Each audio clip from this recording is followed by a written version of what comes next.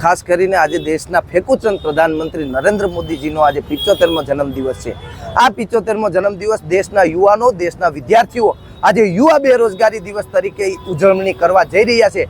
યુવા બેરોજગારી દિવસ એટલા માટે કે જ્યારે પ્રધાનમંત્રી નરેન્દ્ર મોદીજીએ વાયદો કર્યો હતો કે આ દેશના યુવાનોને રોજગારી આપવામાં આવશે, 2 કરોડ રોજગારીની વાત હતી, છતાં આજે બિહારથી લઈ અને ગુજરાત સુધીના યુવાનો આજે રોડ ઉપર રોજગારી માટે તડપી રહ્યા છે।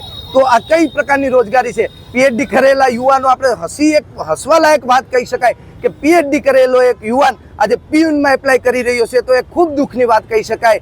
જ્યારે આજે આ દેશના પ્રધાનમંત્રીનો જન્મદિવસ એને સિવાય યુવા બેરોજગાર તરીકેનો ઉજવણી કરવા અને વિરોધ પ્રદર્શન કરી રહ્યું છે। કેટલા કાર્યકરો છે તે અહીંયા આજે સમગ્ર દેશમાં આ કાર્યક્રમ છે અને આપ જોઈ શકો ઘણા બધી કાર્યકર્તાઓ અને યુવાનો આ કાર્યક્રમમાં જોડાણા છે। આજે આ કાર્યક્રમ રોડ બંધ કરી, ચક્કાજામ કરી અને વિરોધ પ્રદર્શન કાર્યક્રમ